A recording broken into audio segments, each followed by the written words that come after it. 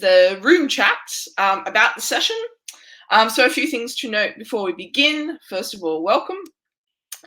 So just to let you know, the session will be recorded, and that's so it can be made available for other virtual day open attendees to watch the event after the session is over. Any comments that you appear that you post in the room chat, and you are encouraged to use it, will appear to all attendees in the session. So just be careful about sharing any personal information there. If you post questions in the Q&A chat, that will appear only to us, the moderators, and the speakers. If you want to view the session with subtitles or a transcript, you can email opendays@warwick.ac.uk. The email address is in the chat, and they can send that through to you. So that's just sort of the technical, rider before we begin. But welcome very much all to our session on doctoral PhD study at the University of Warwick. We might begin with introductions. My name is Claire Rowan.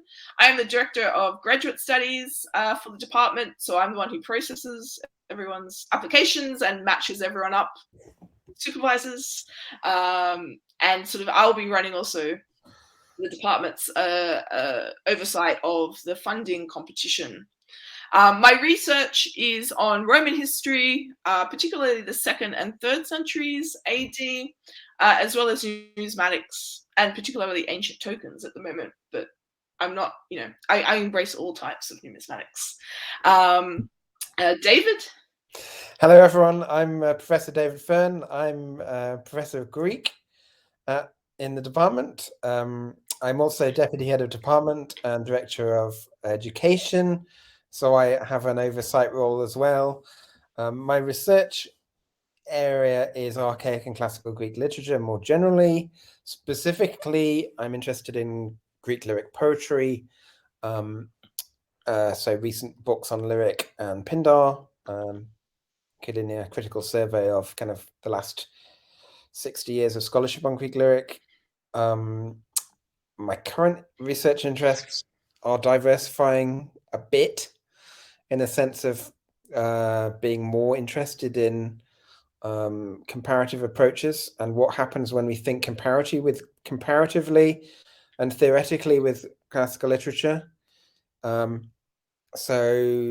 if you look at my website, I'm interested in thinking about the relationship between formalist approaches to literature and reception theory, reception history, theoretical approaches to literature, philosophical aesthetics, links with comparative literature and philosophy, thinking about the relation between us, or the gap between ourselves and antiquity, and how we use classical texts to theorize and evaluate that for what classics is and what we are today as itself a kind of more philosophical kind of encounter. So I share those kinds of interests with my, as it were, partner in crime, Victoria Reimel, on the Latin side of things. He's Professor of Latin. So Matt. That's me. So I'm Matt Evans, and I'm a 3rd-year PhD student here at Warwick. My research focuses on Greek gymnasia in the late classical to imperial periods, and I specifically look at the social and sensory aspects of space. So I'm working with Michael Scott and Zara Newby, who are my co-supervisors. Other research interests include athletics in the ancient world, computational approaches, and sensory archaeology in general. Thanks. All right. So I chose this image to begin our session because it was one of these amazing snapshots that actually turned out to be a really great image. It was after our annual postgraduate colloquium, which is held every year. It's sort of a conference actually, where postgraduates present their research, and we all get together at the end for sort of socializing and talking further. And it happened to not be raining that day, and someone snapped a shot. Indeed, we're clean for ice cream. Oh, we have gone for ice cream. That's right. Yes. So I'm looking very miserable, but everyone else is looking very happy. I'm not quite sure why I'm looking so miserable in this photo, but there we go. But I just thought it captured really nicely the sort of interactions between staff and students and the community that we have at Warwick amongst, you know, all our researchers, postgraduate and staff. So just to get started, I thought, and I think this is important to sort of cover, is that if you're thinking about doing a PhD, I think it's something that you really need to think about quite carefully before you commit to it, because it is a big commitment. You know, you may have already done 4 years of academic study with your BA and your master's, and this is essentially, you know, another 3 to 4 years. So essentially, you know, what you've done once more. So that type of commitment, I think, you know, requires some thought. So what is the PhD? It's an 80,000 word thesis that is done over 3 to 4 years full-time or 7 years part-time. And so this is really then in a degree that's about independent academic study guided by academic supervisors. So normally at Warwick, you would meet with your supervisor once a month to discuss progress, to discuss ideas, to discuss directions. But it is, you know, sort of a daunting, in a sense, for some, you know, piece of work. And we do have a lot of support around our doctoral students to help them with this project. But it's something I think, you know, that you need to go in, I think, with eyes wide open. Yeah. So, you know, and I think as you're thinking about doing a PhD, generally also talk to your current sort of, if you're still in study, your current lecturers about what sort of, you know, the PhD is like, particularly if you're interested in going on to academia. You know, it's a wonderful job, but unfortunately, the job market being what it is, you know, it's very, very cutthroat. So I think undertake a PhD because you're interested in the topic, you love the topic, you want to spend 3 or 4 more years really engaging with this area of research that you're really interested in. Yeah. And you might be lucky enough to also get paid to do it, which is like the ultimate. But then I think understand the realities of the academic job market. I always say to people, it's a bit like acting, you know, maybe, but maybe not. It's quite tough. So I think I also say to people, do a PhD, but then also seize upon the other opportunities that are presented to you during that process to think about, you know, other job opportunities as well. And at Warwick, we offer a wide variety of other opportunities for you to begin to think about what you might also like to do in terms of sort of working with schools or organizing conferences, going into sort of, you know, publishing and academic editing, things like that. And you also get an opportunity to teach. So I really would say, you know, treat the PhD not as something that's automatically going to lead to an academic job, because it's just not the reality anymore, but as something that, you know, might do so, but which would also offer, sort of open you up to further opportunities sort of all around the place. Yes, it's very important to say that all of the career skills, all the training, all of the social aspects of studying in a university at Warwick are open to PhD students as well as to everyone else. So, you know, you just have more time to, you know, avail yourself of those opportunities for, you know, looking into public engagement work, working with schools, getting involved in departmental, you know, projects, working with the university, and finding your place. So yeah, it's not a dead end. There are always opportunities for you to expand and, you know, find your place beyond the PhD. You just may not know what that is right now. That's perfectly okay. And, you know, I can confidently tell you that our PhD students go on to wonderful careers in all range of things, and it doesn't really matter to us whether, you know, they go on to being academics or other things. They've had the opportunity to do a project that's fulfilling to them and to us in the time we have with them. Obviously, we're interested in fostering the future of classics. Otherwise, we wouldn't be here. But you know, we want to make people have fulfilling lives and have opportunities in all the right ways, and that's what we're here for as well. Yeah, well put.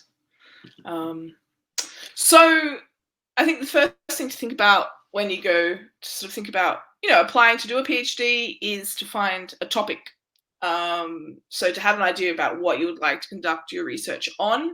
I would recommend that this is something that you are very, very, very interested in, because you will be spending 3 to 4 years of your life on this topic. So I think definitely something that you're quite excited about already. And the idea is to think about a topic that really is a gap in scholarship. And so this might require some prior reading and sort of looking around in libraries as to what's already been written on a particular topic. And the gap might just be something like exploring a sort of known phenomenon in a region where that's, you know, never been explored before, or applying a particular theoretical or methodological framework to antiquity, or, you know, studying something, a text or a series of artifacts that really hasn't had much scholarship to date. Yes.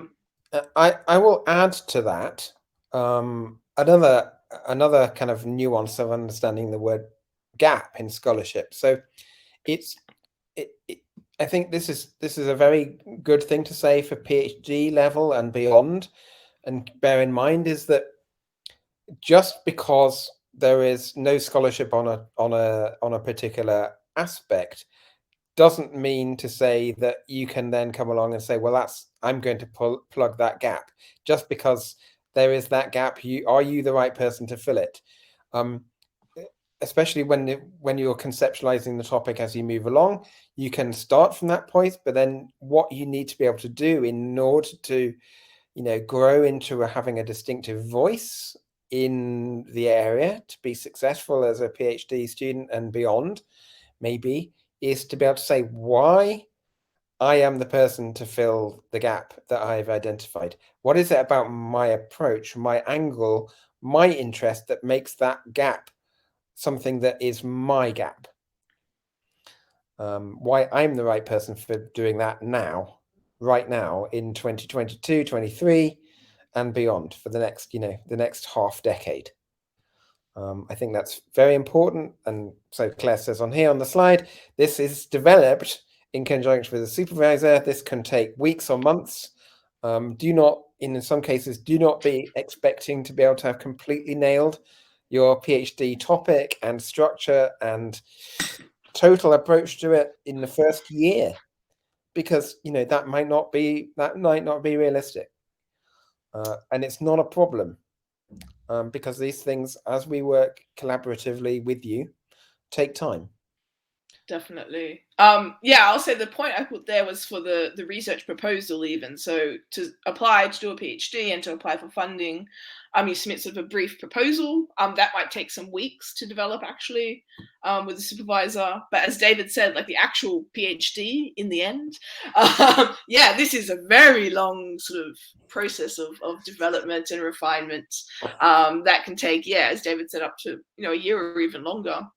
I was quite slow as a PhD student to come to the final resolution of what my topic was. Can confirm that my current PhD looks nothing like my proposal. So yeah, so I think also acknowledge that, like, you submit the proposal, but then the PhD itself will also obviously develop over time.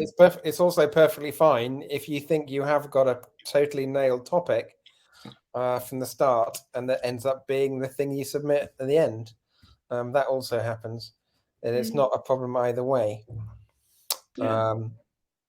So here are some PhD topics across the breadth of our departmental interests, which I'll talk about again in a second.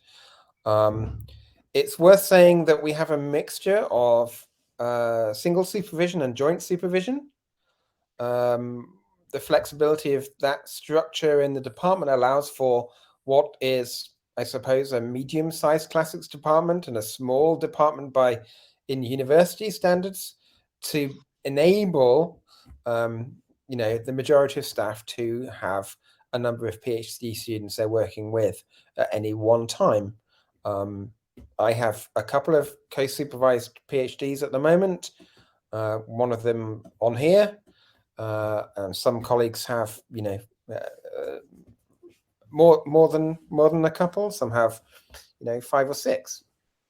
But we share them out so that you get the right balance between expertise. So Matt was saying he has Zara and Michael, so 2 different aspects, angles on the historiography of art and social cultural aspects of athletics that speak to his topic in relation to maybe sanctuaries, but artistic interpretations, representations as well. As you can see on here, some of them are very specific topics, working with very specific supervisors. So Galen's on antidotes, for instance, is a very specific dissertation topic, which is tailored towards and speaks to one member of staff. Some of these topics are more general, could be supervised by a number of people in the department.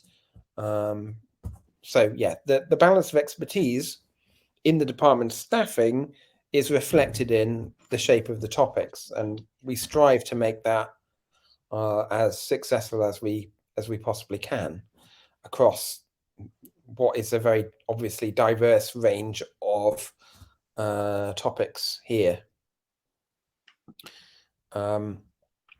So on the research expertise, as I said, for a medium-sized classics department, and by current UK university standards, quite a small department, we have a vast array of research interests. I guess loosely in ancient visual and material culture, which is Claire's broad area. So that's an ancient numismatist, works on coins, and ancient literature and thought, as broadly conceived as possible. So archaic and classical Greek literature, it's me.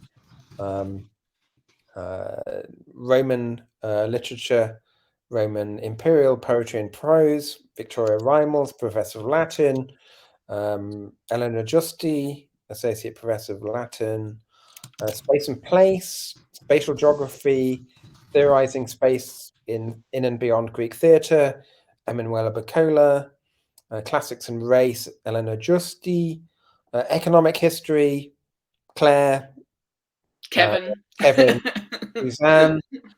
So Kevin Butcher, Professor of Archaeology, works on ancient coinage and the Roman Near East. Ancient epigraphy, so Alison Cooley, well known for her work on the raised guest eye, of course. And soon to be the decree of Pisa. It's indeed. coming. Greco-Roman art, so Zara is an art historian. And then ancient medicine, so Caroline Petit, who is very prominent in editing Galen. So a particular kind of strength in, you know, the ancient and comparative writing on ancient science, and the translation movement, as well as simply, you know, Galen's own classical writings. James Davidson on ancient social history, Michael on, you know, ancient social history and the culture of festivals and sanctuaries, sacred space, Greek religion. So Roman philosophy, again, Victoria, her intersection with ancient thought fits there. So a very, very wide variety of things that are both very specifically historically delimited in terms of the periodization and specificity of geographical space and its conceptualization within classics, and also comparative, more contemporary, more kind of relational takes on what being a classicist entails and involves. So, you know, we could have put on kind of more general interest in classical reception here too, which some of these topics quite obviously also cover. So we are, for the size of a department, really, really broad and diverse, but specifically broad, I will say, in a variety of ways. So if you want to explore the research of the department, please go and have a look at that link, but also drill into our staff web pages, where actually, compared with some other departments, we provide a really, really large wealth of information on our staff profiles about what it is we do, what we teach, what we research, in terms of our publications and our research interests.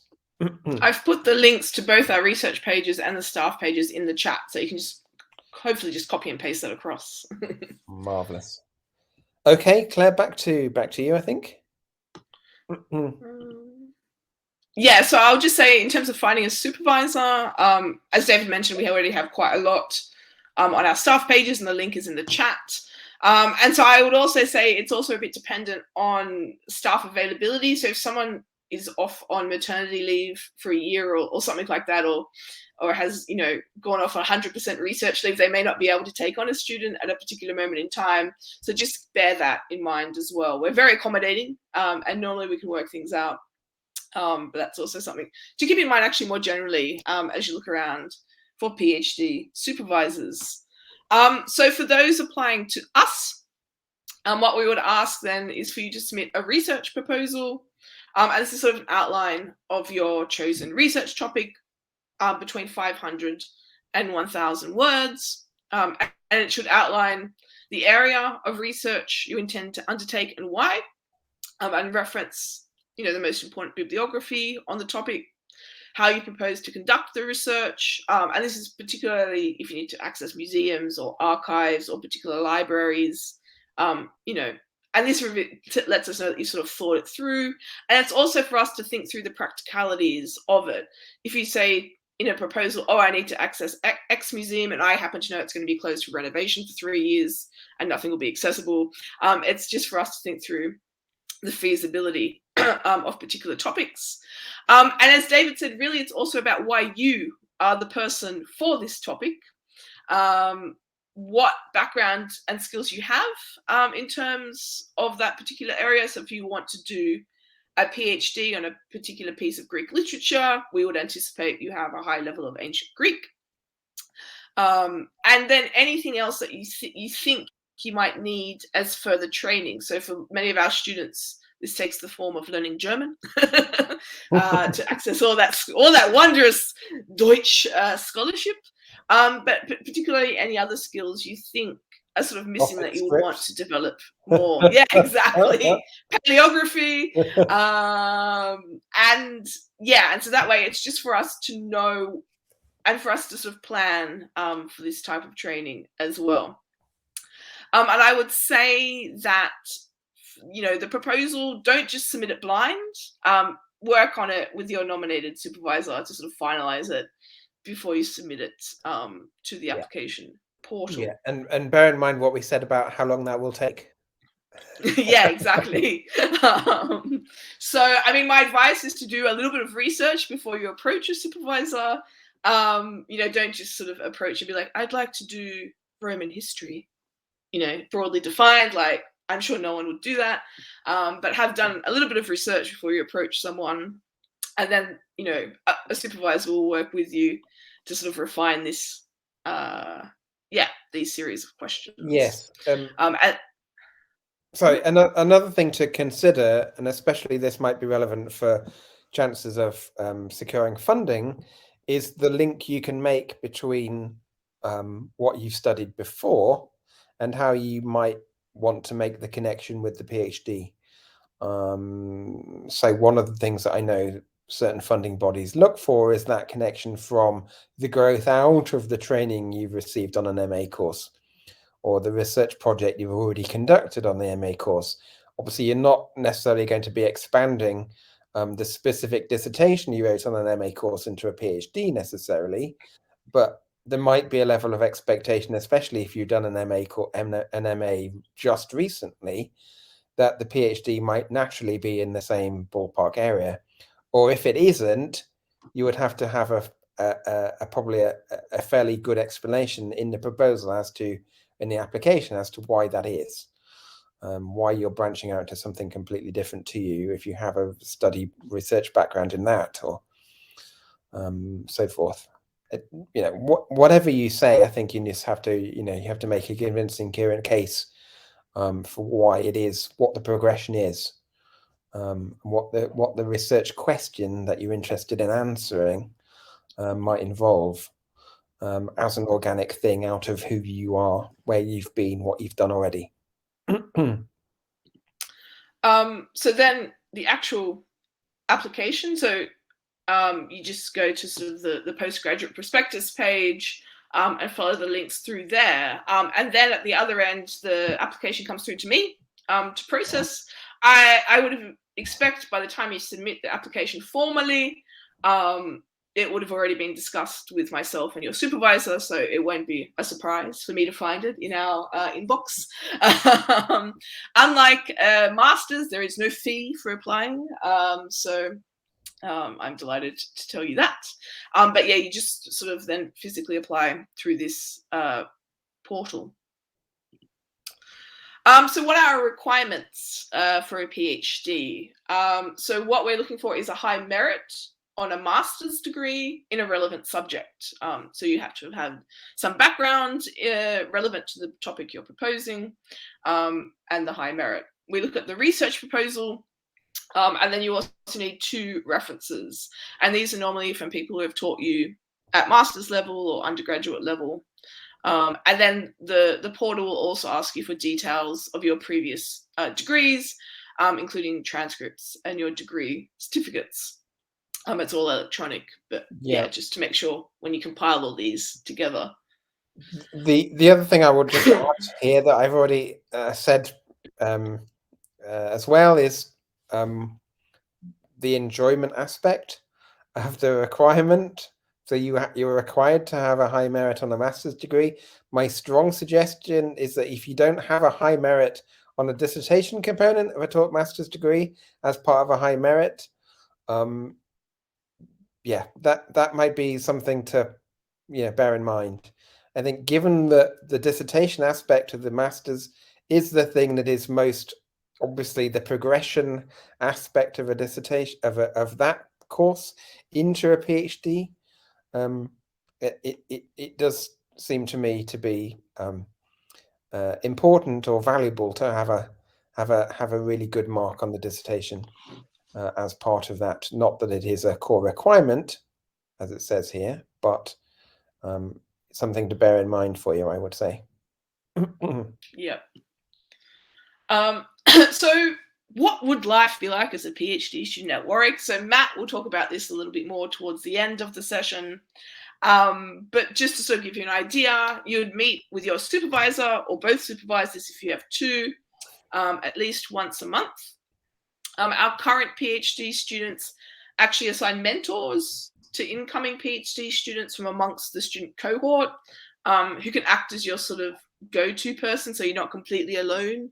When you arrive, you already know someone you can email and be like, questions you may not want to ask your supervisor. So when we admit students to the PhD program, we admit you as an MPhil student in the first instance. And at the end of 1 year, we look at your sort of progress and your project, and we make sure it's of sufficient quality for a PhD, and then we would upgrade you to PhD status. So this takes place at the end of your first year, and the review is done by members of the department who are not your supervisor. And then every year after that, you have an annual review where members of the department who are not your supervisors look at a piece of work and discuss with you your progress and how you're finding your supervisions and careers and all these things. And although this might seem quite daunting, it really is intended in a friendly and helpful sort of way, in that you get the opportunity to discuss your thesis with someone from outside the supervisory team, which offers fresh perspectives, which also helps you be able to, in a sense, communicate your research to people who may not be deep in the project. Exactly. It's a really valuable thing to have regularly in that process, because it involves you in, and it prepares you for the kinds of environments you might be having if you want to be, well, actually any environment you'll find in a workplace, or indeed environments you'll find yourself in if you're applying for academic positions after a PhD. So actually being there in a room with people who aren't expert in your research, that you're talking to and speaking to your research about, is precisely the sort of thing you will have to face if you are, looking for, postdoctoral fellowships, that sort of thing after the PhD. So it's actually, really, really good built-in training for that. It's not arduous. It involves, suggestions rather than, absolute end of, right, kill this off right now. Please do not go any further. Do not pass go. Not like that really at all. Obviously, it's also a pastoral thing. So if you are requiring training, you have needs or pastoral support needs and so forth, those can also be addressed in the progression kind of hoops in the annual review and so forth. So I mean, and I found it quite useful in that someone, can see the broad view of a project. And so you might be too finely sort of bogged down in detail, and someone can come with a fresh perspective and be like, what you're doing actually is X, and this is how you should sell it. And just sort of having that type of fresh perspective, I think really helps as well. Yeah, each year. Absolutely. And it's also worth bearing in mind. So if you've got a diversity of research methodologies in the department as well. So it's also very important to recognize that diversity within the classical scholarship, even if you are, and especially if you are, marking out yourself as a distinctive voice because of the pathway you are committed to. Part of that commitment requires a kind of attunement to the variety of pathways that are not yours. So exposing yourself to that scrutiny as often as possible, both in the formal and informal processes that we expose our students to, is really essential. We think for all aspects of what graduate study at this level is all about. It is fundamentally about that traditional training in being what a professional classicist is like. And that's what the Viva experience is at the end. It's like, can you hold your own in a maybe a 2-hour conversation with two professors about something that they have spent maybe 50 years combined working on, that you have just done for the last 3. Can you convince them that you are part of the conversation? So having that level of exposure to conversations, both formal ones and informal ones, is just, is exactly what, a community experience, so a research environment for the PhD is designed to be about. And we'll talk about that again in a little while. So formal things like the upgrade process and the annual review, but also the opportunity to present your work. So PhDs are required to present their work in the research work in progress seminars, and we have a PhD student organized annual colloquium where particular research themes are teased out and put out on a kind of organized roster of a program for the colloquium, and students invited to speak and present topics in groups like that. So that's like a mini internal conference that would prepare students for not only job presentations, for instance, but conference presentations at things like classical association panels in the UK, more specific conferences that you might want to be involved in or go to or submit abstracts for across the place, other conferences internationally, like the SCS, for instance, if you're interested in international jobs in classics, or exploring what the international environment in classics actually even is. All very important and useful and friendly and supportive environments of lots of suggestive ideas. And yeah, I think it's very helpful and supportive. And we aim as staff, what I will say is, especially for staff who are, well, not just for staff who are UK based, have been UK based throughout their careers, but maybe, I mean, that's my perspective, is that what we aim to do at Warwick with this PhD experience is build on aspects of our experiences as students and early career researchers, to think about what kinds of things did we not get back in the day that we would really have found very useful and supportive. And I think the most important thing there is community. So one of the things that, you know, the classics departments will tell you at any open day you ever go to will be, oh yes, community, we're huge, we've got so many people, look at all these amazing people we've got here in our department that you can have the opportunity of working with and speaking to and feeling, you know, having the aura rub off on you, you know, amazing facilities. Fine, but how do you find your space? How do you find your place in that? What support is there to find your place in that environment? One of the things that we pride ourselves on at Warwick, especially from the UK perspective, is thinking very hard about what that environment is because of the needs of PhD students who we once were. So do ask, you know, when you go around to other places as well, ask them what their research environment is and why it matters for PhD students.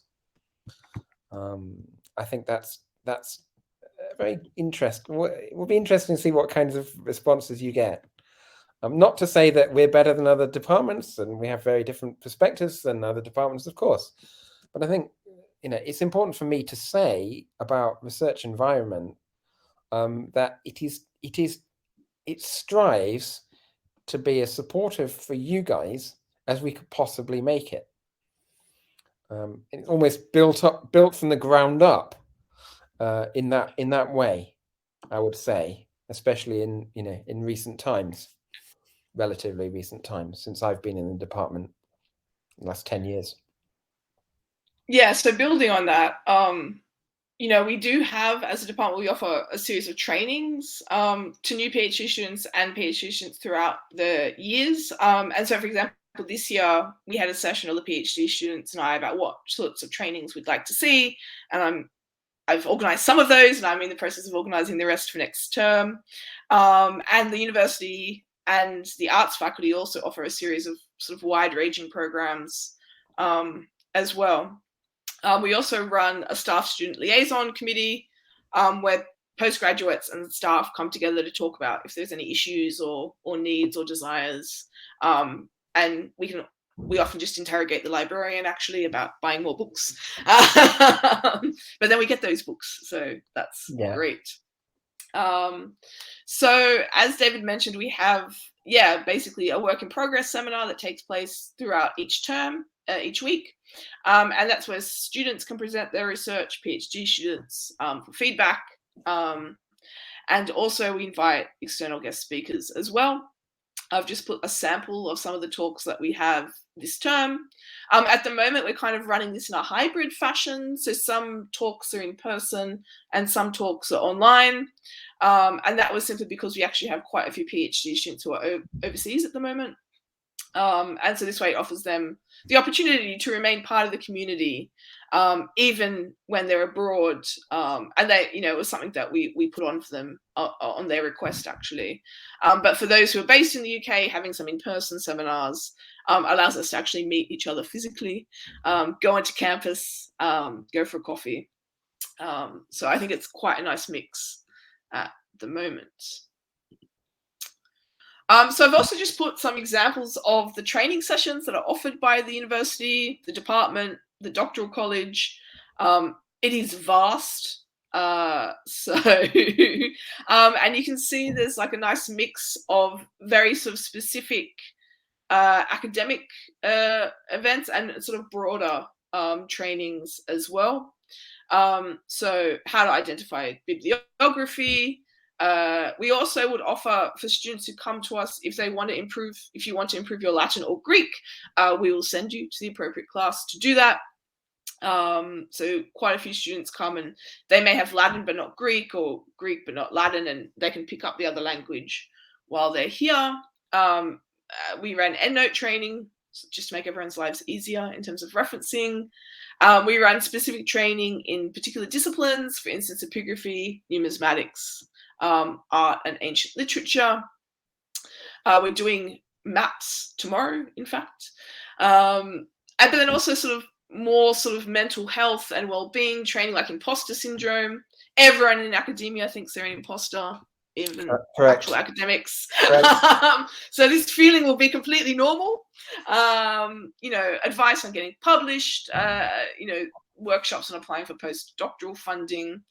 We're also running a series of careers talks at the moment with people who have both made it in academia and people who have found sort of fulfillment elsewhere. So we also offer our students the opportunity to teach in their second year.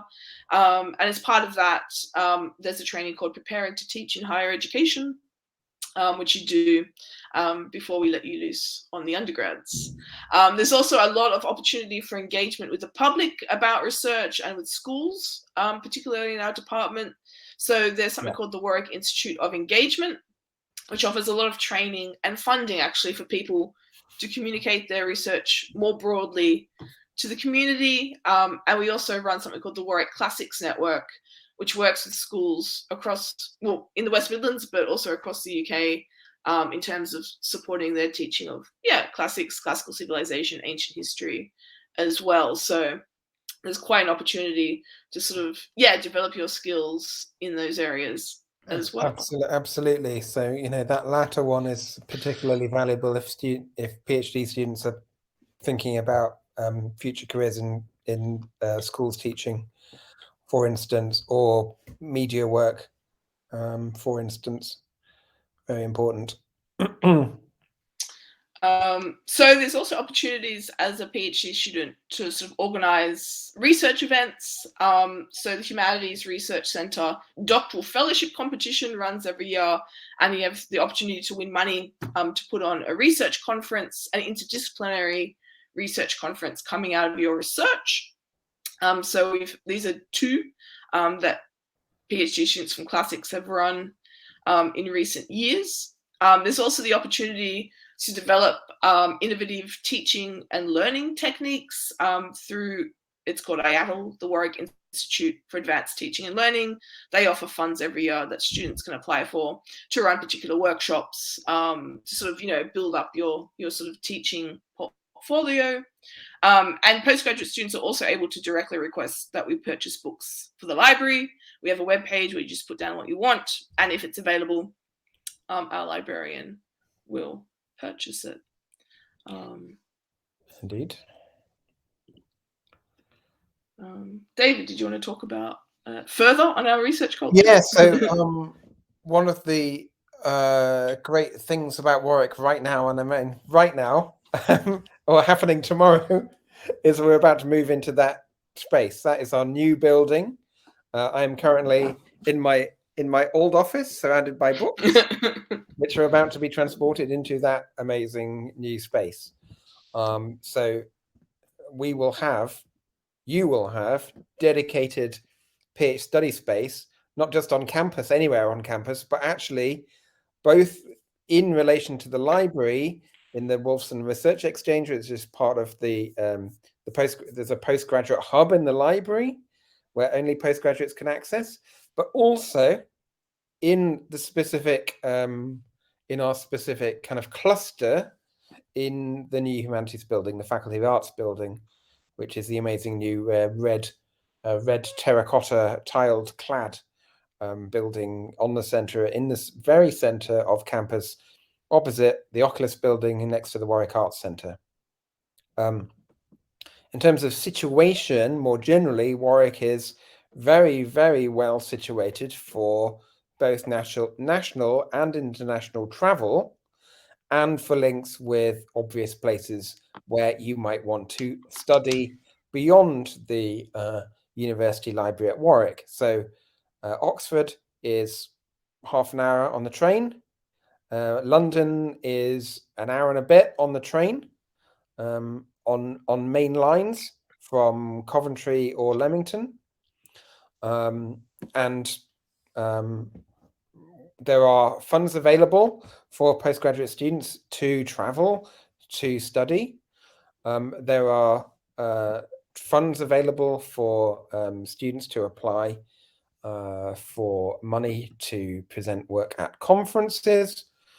And there are a whole range of study abroad opportunities. So some of them listed there: studying the British School at Athens or Rome, opportunities for exchanges in elsewhere, including via links that we have got set up in the department via some of our international colleagues in the staff in the department. So, if you're wanting to kind of spread your wings beyond Warwick, the links are there. But there are also and increasingly, because of the new building, opportunities to really kind of feel really central to life at Warwick and research at Warwick, and being in the department and feeling part of the department's community here.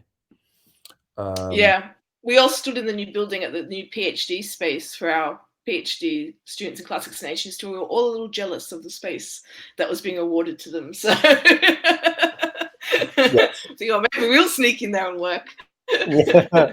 Yes, we should also say there's an enhanced antiquities room, which is going to house the antiquities collection from the department, but also showcase it and allow students, especially maybe PhD research students, to play around with it and think about all kinds of things that they might be able to do with that and experience the material culture and that the department has as a kind of experimental archaeology, thinking with display and museology as well. So from that side of things, I think it's also very useful. So just to pick up quickly, I think we've mentioned this, but we really do focus on community, and the students themselves build a very close-knit community that Matt will talk about in a minute. So there's social events, there's reading groups, and we have an annual Christmas party, which is taking place in a week's time. So I just put the fees down here for information. This is this year's fees. Next year it'll probably go up slightly. So on the left is full-time, on the right is part-time. So if you're interested in funding your PhD, the big place to apply for is the Midlands 4 Cities. If you haven't come across Midlands 4 Cities, please go onto their website. It's there. And this is really, it provides funding for your tuition and also a maintenance grant. And I would say if you're thinking of applying for us and you want to apply for Midlands 4 Cities, you should get in contact with me. My email address will be at the end of this presentation as soon as possible, because essentially we're working on applications now. It's like the research proposal. This is something that takes some time to develop, especially for a competitive proposal. So for the Midlands 4 Cities, your applications have to be in through their portal by the 12th of January. And you also have to have applied to us by that date as well. So, we're reaching sort of crunch time now. There is a video and a series of support documents to help you with that. And I've put the link there that talks through the application process and what's required. As part of the process, an interview will be held by people within the department. And we'll also have to work with you to write the institutional part of the application. So that would be me working with you to write that. So if you are applying for the Midlands 4 Cities or thinking about applying for funding, and this is for UK and international students, although it will only cover the home aspect of the fees. do get in contact with me as soon as possible so we can begin working on the application. And this year across the Midlands, there's 93 scholarships. Warwick also has its own scholarship scheme. There's the international scholarships, the Chancellor's international scholarships for international students. This now includes the EU. Breaks my heart, but it does. So that's also a full award of tuition and basically also a stipend to live on. We also run departmental bursaries that cover fees. And the deadline for that, you have to have applied to us by the 30th of April if you want to be considered for departmental bursaries as well. That deadline is because by then we'll know who got Midlands 4 Cities scholarships, and then we can look at trying to fund everyone else. There's also jobs available on campus as well that a lot of PhD students take up to sort of help with living costs. And just a sort of brief sort of glimpse, I think we've sort of said that the degree really prepares you not just for academia but for sort of life afterwards, what some of our students have gone on to do afterwards. Someone has gone to work in the Treasure Registry, which is where if they find hoards or things in Britain, she's sent out to assess them. Someone just got a job as an engagement person for academic publishing, for science actually, but she's such a good communicator. She's now working for the publisher Taylor and Francis. Some students go into academia, but many others pick up sort of other careers within higher education in terms of student support, working in academic writing, training other postgraduates, in fact. And as I mentioned, some other students have gone on to sort of work at academic publishers. Many of our students get involved in the Brilliant Club, which is a charity that works, that's based in Birmingham, that works with underprivileged school children to try and increase their sort of educational opportunities and to encourage them into university. That's just a very brief glimpse. And I'll pass over to Matt to provide his perspective as a student. Yeah, so I guess to sum up my time here at Warwick, to kind of show you how a day is kind of structured, or a few months are structured as a PhD student. Much of my time is spent in either libraries or behind my desk at home. So during my first 6 months in Warwick, I used the Wolfson Research Exchange. That is a really good place to also meet people outside of classics as well, because they do kind of coffee mornings where you can chat about your research and other things with students outside of the department. So I got to know quite a few people through that on campus.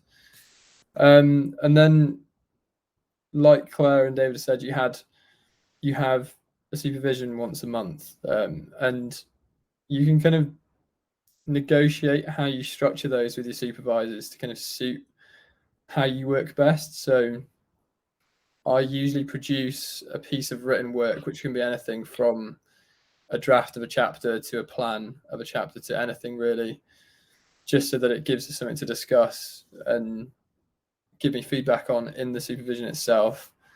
And yeah, I really appreciate having two supervisors, because it, like David said, it kind of gives you two perspectives on different aspects of your work. And yeah, the postgrad community in Warwick is really good, I found, from the work in progress seminars, where I presented 2 papers as part of that now, and I've always had really useful feedback, and it's nice to also see what other people are working on. And then the pub afterwards as well is a really good chance to get to know everyone else in the department, and as well as other trips. So a few months ago we all went to the Nero exhibition in the British Museum. So there's things outside of campus happening as well with other PhD students, as well as master's students as well. Other things as well. So I really found the annual review and the upgrade really useful. Both times I've had different lecturers or professors looking at my work, and it's been really useful getting a fresh pair of eyes on my research. It kind of seems really daunting at first, having someone that you've never really spoke to before critiquing your work, but it's always really friendly. And I always come out of it knowing where best to kind of go in terms of my research. I guess my time at Warwick, I've taken the opportunity to do quite a lot of things outside of my own research. So different organizational roles within the department. So last year I co-organized the work in progress series with another PhD student, as well as the colloquium. And the benefits of this were that I got to know quite a lot of lecturers and researchers outside of Warwick itself through organising them coming to Warwick to give their talks. So it's a really good networking opportunity, and also gives you good experience of organising conferences and things. I'm also organising my own conference next year. So it's an online conference on the sensory experiences in athletics. And organising this has been a real insight into how conferences work, basically, in terms of organising keynote speakers, doing calls for papers. And it's already expanded my network considerably, and especially because it really puts me in contact with like-minded scholars that will hopefully form a network after my PhD. And that idea actually came out of an upgrade, or the annual review, where I discussed that idea with my reviewers, and they advised that I go for it, and it all kind of went from there. Some other things I've done are teaching. So last year I taught a couple of lectures and seminars, and they were actually based on my own research. So they were on Hellenistic archaeology. So it wasn't like I had to go away and completely relearn a topic just to give one lecture. It was quite flexible in that I could choose where to take that topic to suit my strengths. So I just gave a lecture and a few seminars on gymnasia. And I found those really good opportunities to develop my skills in regards to teaching. I also took part in the Brilliant Club program, and that was another really good way to kind of get my research out to the wider audience, and to kind of change that to be more accessible to younger students, and kind of give them an insight into classics and university life. I also co-edit a blog for the department.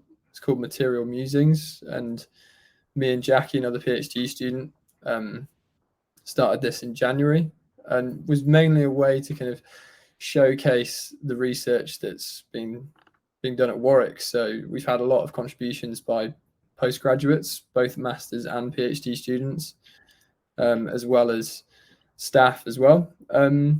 So that's also been really good in terms of adding to my CV things like engagement, because we get a lot of readers regarding that.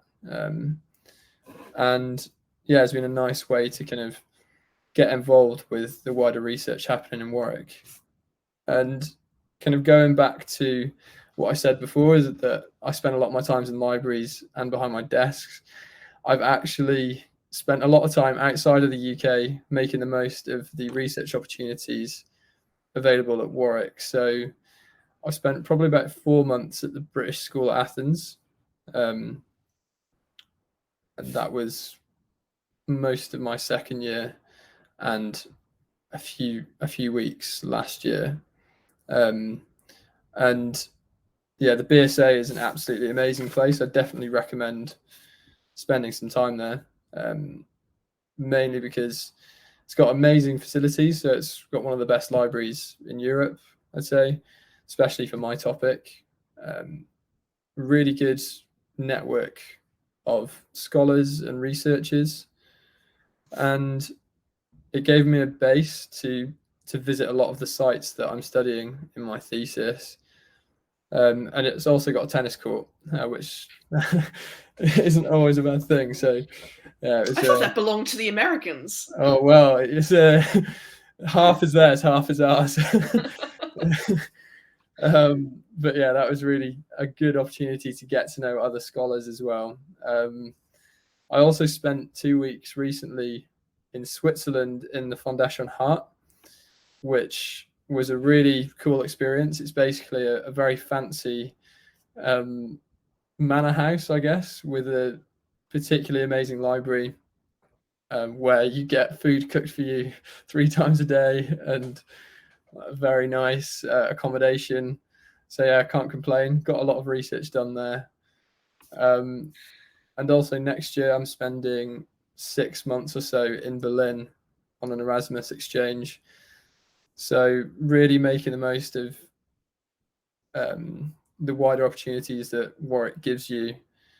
And yeah, overall, I've had a really, really good time as a PhD student in Warwick. Like, don't get me wrong, a lot of it has been laborious hours, kind of slaving over a chapter.